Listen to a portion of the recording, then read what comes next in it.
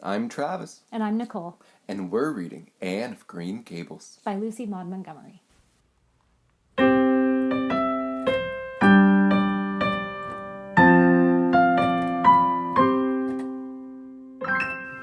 Chapter 37.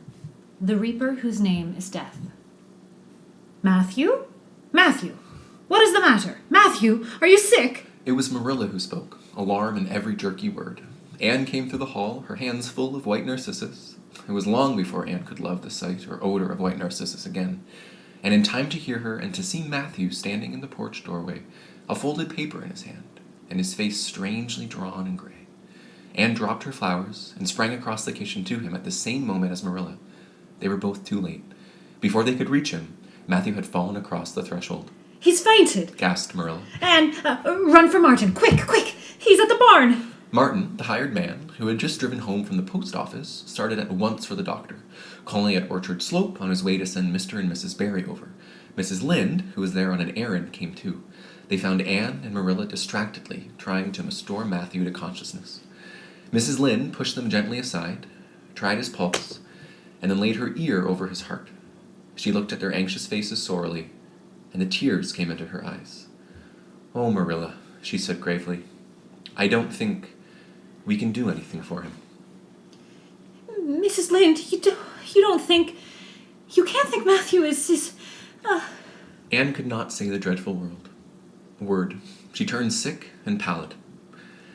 "Child, yes, I'm afraid of it. Look at his face. When you've seen that look as often as I have, you'll know what it means." Anne looked at the still face, and there beheld the seal of the great presence. When the doctor came, he said that death had been instantaneous and probably painless, caused in all likelihood by some sudden shock. The secret of the shock was discovered to be in the paper Matthew had held, and which Martin had brought from the office that morning. It contained an account of the failure of the Abbey Bank. The news spread quickly through Avonlea, and all day friends and neighbors thronged Green Gables and came and went on errands of kindness for the dead and living. For the first time, shy, quiet Matthew Cuthbert was a person of central importance. The white majesty of death had fallen on him and set him apart as one of crowned. When the calm night came softly down over Green Gables, the old house was hushed and tranquil. In the parlor lay Matthew Cuthbert in his coffin, his long gray hair framing his placid face, on which there was a little kindly smile as if he but slept, dreaming pleasant dreams. There were flowers about him, sweet old-fashioned flowers, which his mother had planted in the homestead garden in her bridal days, and for which Matthew had always had a secret, worldless love. Anne had gathered them and brought them to him, her anguished, tearless eyes burning in her white face. It was the last thing she could do for him. The Barrys and Mrs. Lynde stayed with them that night. Diana, going to the east gable, where Anne was standing at her window, said gently, "Anne, dear, would you like to have me sleep with you tonight?" Thank you, Diana. Anne looked earnestly into her friend's face. I think you won't misunderstand me when I say that I want to be alone. I'm not afraid. I haven't been alone 1 minute since it happened, and I want to be. I want to be quite silent and quiet and try to realize it. I can't realize it. Half the time it seems to me that Matthew can't be dead, and the other half it seems as if he must have been dead for a long time, and I've had this horrible dull ache ever since. Anna did not quite understand. Marilla's impassioned grief, breaking all the bounds of the natural reserve and lifelong habit in its stormy rush, she could comprehend better than Anne's tearless agony. But she went away kindly, leaving Anne alone to keep her first vigil with sorrow. Anne hoped that the tears would come in solitude. It seemed to her a terrible thing that she could not shed a tear for Matthew, whom she had loved so much, and who had been so kind to her. Matthew, who had walked with her last evening at sunset, and was now lying in the dim room below with that awful peace on his brow. But no tears came at first, even when she knelt by her window in the darkness and prayed, looking up to the stars beyond the hills. No tears, only the same horrible dull ache of misery that kept on aching until she fell asleep, worn with the day's pain and excitement. In the night she awakened with the stillness and the darkness about her, and the recollection of the day came over her like a wave of sorrow. She could see Matthew's face smiling at her as she had smiled when they parted at the gate that last evening. She could hear his voice saying, My girl that I'm proud of.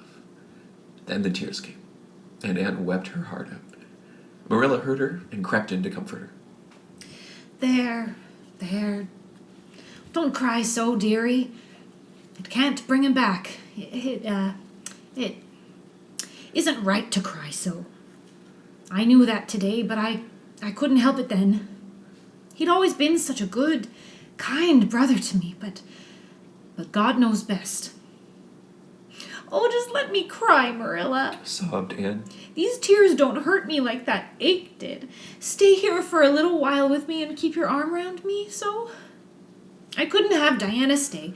She's good and kind and sweet, but it's not her sorrow. She's outside of it, and she couldn't come close enough to my heart to help me. It's our sorrow, yours and mine. Oh, Marilla, what will we do without him? We've got each other, Anne. I don't know what I'd do if you weren't here, if you'd never come. Oh, Anne, I know I've been kind of strict and harsh with you, maybe, but you mustn't think I didn't love you as well as Matthew did, for all that. I want to tell you now when I can. It's never been easy for me to say things out of my heart, but at times like this, it's easier. I love you as dear as if you were my own flesh and blood, and you've been my joy and comfort ever since you came to Green Gables. 2 days afterwards, they carried Matthew Cupford over his homestead threshold and away from the fields he had tilled and the orchard he had loved and the trees he had planted, and then Avonlea settled back to its usual placidity. And even at Green Gables, affairs slipped into their old groove, and work was done and duties fulfilled with regularity as before, although always with the aching sense of loss in all familiar things. Anne, new to grief, thought it almost sad that it could be so, that they could go on in the old way without Matthew. She felt something like shame and remorse when she discovered that the sunrises behind the firs and the pale pink buds opening in the garden gave her the old inrush of gladness when she saw them, that Diana's visits were pleasant to her, and that Diana's merry words and ways moved her to laughter and smiles, that, in brief, the beautiful world of blossom and love and friendship had lost none of its power to please her fancy and thrill her heart, that life still called to her with many insistent voices. It seems like disloyalty to Matthew, somehow, to find pleasure in these things now that he is gone. She said wistfully to Mrs. Allen one evening when they were together in the manse garden. I miss him so much, all the time. And yet, Mrs. Allen, the world and life seem very beautiful and interesting to me for all. Today, Diana had said something funny, and I found myself laughing. I thought when it happened I could never laugh again. And it somehow seems as if I oughtn't to. When Matthew was here, he liked to hear you laugh, and he liked to know that you found pleasure in the pleasant things around you, said Mrs. Allen gently. He's just away now, and he likes to know it just the same. I am sure we should not shut our hearts against the healing influences that nature offers us. But I can understand your feeling.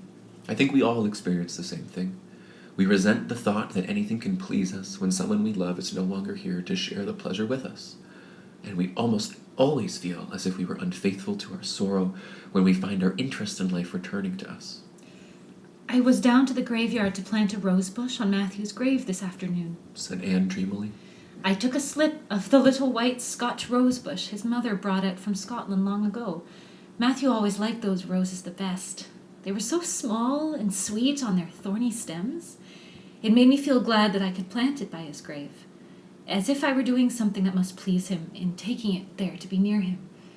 I hope he has roses like them in heaven. Perhaps the souls of all those little white roses that he had loved so many summers were all there to meet him. I must go home now. Marilla is all alone, and she gets lonely at twilight. She will be lonelier still, I fear, when you go away again to college, said Mrs. Allen. Anne did not reply. She said good night and went slowly back to Green Gables. Marilla was sitting on the front door steps, and Anne sat down beside her. The door was open behind them, held back by a big pink conch with hints of sea sunsets in its smooth inner convolutions. Anne gathered some sprays of pale yellow honeysuckle and put them in her hair. She liked the delicious hint of fragrance, as some aerial benediction above her every time she moved. Dr. Spencer was here while you were away, Marilla said. He says that the specialist will be in town tomorrow, and he insists I must go in and have my eyes examined. I suppose I'd better go and have it over.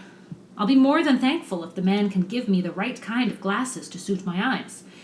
You won't mind staying here alone while I'm away, will you? Martin will have to drive me in, and there's ironing and baking to do. I shall be all right. Diana will come over for company for me.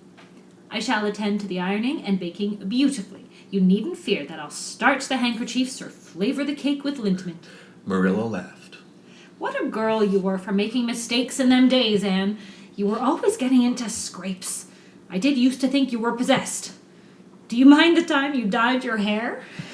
Yes, indeed. I shall never forget it, Smiled Anne, touching the heavy braid of hair that was bound about her shapely head. I laugh a little now sometimes when I think about what a worry my hair used to be to me, but I don't laugh much because it was still a very real trouble then.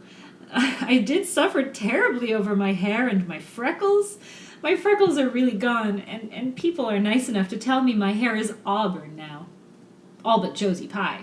She informed me yesterday she really thought it was redder than ever, or at least my black dress made it look redder. And she asked me if people who had red hair ever got used to having it. Marilla, I've almost decided to give up trying to like Rosie Pye. I've made what I would have once called a heroic effort to like her, but Josie Pye won't be liked. Josie is a pie, said Marilla sharply. so she can't help being disagreeable. I suppose people of that kind serve some useful purpose in society, but I must say I don't know what it is more than I know the use of thistles. Is Josie going to teach? No, she's going back to Queen's next year. So are Moody Spurgeon and Charlie Sloane. Jane and Ruby are going to teach, and they both got schools. Jane at Newbridge and Ruby at some place up west. Gilbert Blythe is going to teach too, isn't he? Yes. Briefly, What a nice-looking young fellow he is, said Marilla absently. I saw him in church last Sunday, and he seemed so tall and manly. He looks a lot like his father did at the same age. John Blythe was a nice boy. We used to be real good friends, he and I. People called him my beau. Anne looked up with swift interest. Oh, Marilla! And what happened? Why didn't you... We had a quarrel. I won't forgive him when he asked me to. I wouldn't forgive him when he asked me to. I meant to, after a while, but I was sulky and angry, and I wanted to punish him first. He never came back. The Blythes were all mighty independent, but I've always felt rather sorry. I've always kind of wished I'd forgiven him when I had the chance. So you've had a bit of romance in your life, too, said Anne softly. Yes, I guess you might call it that. You won't think so to look at me, would you? But you can never tell about people from their outsides. Everybody has forgotten about me and John. I'd forgotten myself. But it all came back to me when I saw Gilbert last Sunday.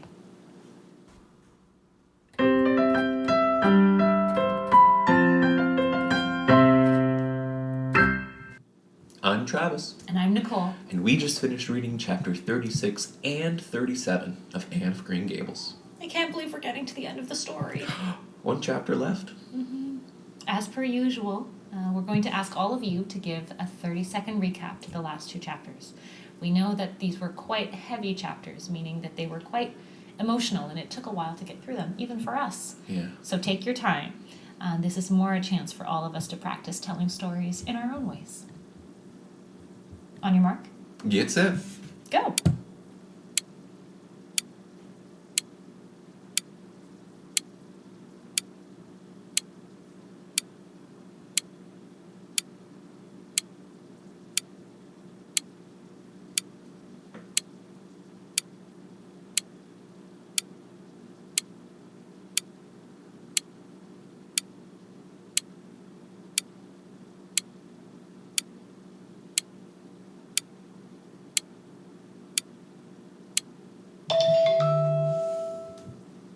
All done. Great job, everyone. Do I go first this time? Yeah. All right. Okay, I think I'm ready. There's a lot to discuss. In 3, 2, 1. Go. So these two chapters had some huge highs and very low lows for Anne. She just finished her schooling at Queen's and did the best in her entire class, won an amazing scholarship. Everyone is so proud of her, even though she didn't think she would win. She comes home, she spends a beautiful day with Matthew and Marilla, but unfortunately Matthew's not been doing well, and he got news from the bank that was very bad news, and it sounds like he had some type of a heart attack, and he dies in chapter 37. Which puts Anne into a grief spiral that we hope she can recover from. It's really hard to do. That's a hard one. Okay. Let's see if you can do any better. I don't know if it'll be better. It'll be different. That's okay. Okay. In 3, 2, 1, go. Okay, so chapter 36 begins with us finding out that Gilbert Blythe won a scholarship, or a big award, I guess, at Queen's, and Anne won one as well. They're both very, very happy. Marilla and Matthew get to go up to Queen's to see them graduate. They start making plans for the following year. Anne comes back home, spends a wonderful day with Matthew. He tells her that she's worth 12 boys, and unfortunately, yes, Matthew does pass away. But we're left with these really great memories of all their times at Anne of Green Gables with Matthew, and some ideas about what Gilbert might bring in the future. Oh, that was amazing, Travis. that was very well done. My goodness. Oh, it was after you. Oh. So in this chapter, as we were saying, we lost an amazing character, Matthew Cuthbert, Anne's biggest supporter and a fixture at Green Gables. Now, in honor of Matthew's kindness and acceptance of Anne, we won't ask a question this week, but we do ask you to reflect on a time in your life when you felt grief and sorrow, and to think about some of the things you did to walk with that grief. However, you are definitely not off the hook just yet. We do want you to reach out this week to one of your Matthew Cuthberts in your life and let them know how much they mean to you. Who's the Matthew Cuthbert in your life, Travis? Oh, I have so many. Probably some of my teachers. Yeah? Yeah. Oh, that's really sweet. Yeah. You? Oh, my goodness. I also think, some of the people that have taught me the most. Probably my parents. And you. Oh, how nice. Okay. Well, next week, last chapter. Oh my goodness, the last chapter of Anne of Green Gables, one of our favorite books. We can't wait to read it with you. Yeah, until then. Goodbye.